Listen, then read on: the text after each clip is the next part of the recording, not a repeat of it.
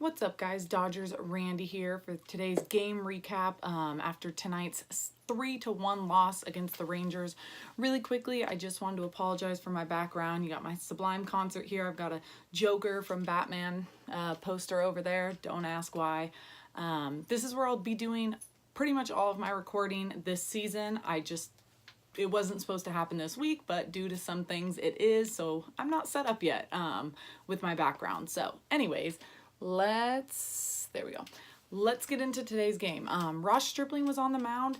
It was a pretty good game for him. He pitched about 4 2/3 today, and he looked pretty good. He did give up two runs, and he did give up he did get the loss after giving up the 2 runs.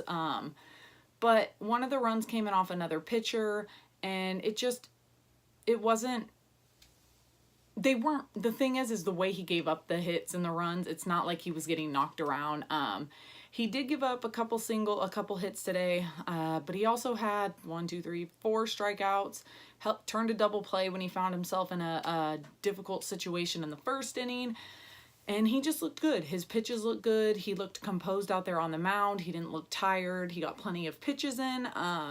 So it's looking pretty good for him. They said his next start will actually be Sunday in the Freeway Series. So yeah, 6 days from now, when we'll be having the Freeway Series. It'll be in Anaheim, I believe Sunday and Monday, and then I believe Tuesday is the game in LA, and then an off day, and then it'll be opening day.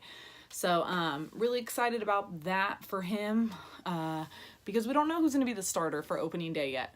It won't be him, it won't be him, obviously, but I think he might start the season in the rotation. I think it'll just depend on what's going on with Kershaw. If you guys didn't hear today, Roberts officially announced that Kershaw and Walker Buehler will not be able to start on opening day. So personally, it's starting to look, I think, a lot like Hill, which will be exciting for him. But back to today's game. It was a pretty good game all around. Alexander came in. He did well. He gave up one hit, but then one hit and a walk, but he got 3 ground outs. That's what they got him for when they first picked him up, when they got traded for him from the Royals. So he still got it. And then they had Kevin Quackenbush came in. He struggled, gave up a walk, 2 singles, sac fly, another walk. So they had to pull him out. And offensively, it was not a very good day for really anyone but Justin Turner and Brad Miller. Justin Turner just keeps getting it done. He went 3 for 3 with 2 singles and a double.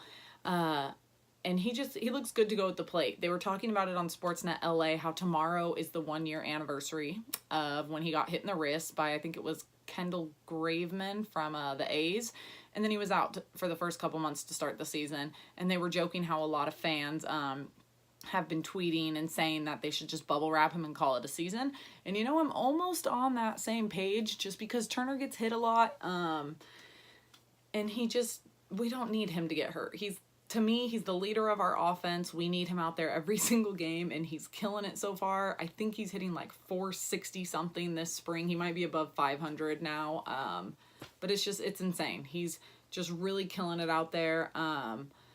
Taylor had a very good game yesterday, came in today, had 2 strikeouts. Muncy finally was back in a game for the first time after I think he missed 3 games with a sore wrist and arm. He did mention that he doesn't know what caused it to happen. He just kind of woke up and it was there. So Roberts did take that as a good sign that it's not like it came from doing anything or an injury, anything like that. And I just got a tweet that Roberts actually said Stripling will start the season as a starter. So we got that there.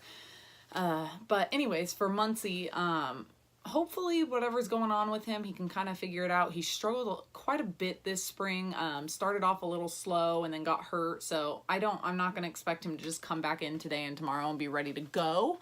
But, hopefully we see him look a little bit better at the plate, because he just didn't look too good. He had a fielder's choice, a pop out, and a strikeout. So he's just not really making hard contact right now. They didn't seem to mention whether or not he was still feeling the pain after the game, or I missed it. So hopefully not, and we can get him back out there sooner rather than later, because that's our first baseman right there outside of Freeze and, of course, sometimes Cody, but we need him ready to go. As for Brad Miller, he put the only run up on the board for the Dodgers today with a solo home run. He's looking really good. However, he does have an option, he does have an opt-out at the end of spring training. So I think that, no, yeah, he has an opt-out. So he can decide whether or not he wants to continue staying with the Dodgers. I think if he doesn't make I think the opt-out is there if he doesn't make the big league roster. So if he doesn't make the 25-man roster, he'll have an opt-out, or he might have an opt-out either way. But I would imagine he's not going to use it unless he doesn't make the big league team. And maybe if he does make the big league team, who knows what'll be his plan, what his plans will be then. So it'll be interesting to see what happens. He's been just destroying it in spring training. He plays pretty much every position possible. He can play outfield, infield. It's like another Kike and Taylor. And he looks good out there. And you don't know what's going to happen with Seager's arm this year and coming back, and Turner needing rest, and what's going to happen with Muncy's bat. So it kind of depends, I guess, what the Dodgers are going to do. He did have a 30 home run season a couple seasons ago, so the power's there. When he hit the home run tonight, it was a no-doubter off the bat. Not one person there. You could just hear it from the crowd and off the bat on TV that it was insanely loud. So other than that, unfortunately, I don't have anything else for you guys because it was a pretty bad game on our end offensively. What'd they come away with? Let's see. 3 hits, Turner. 1, 2, 3, 4, 5.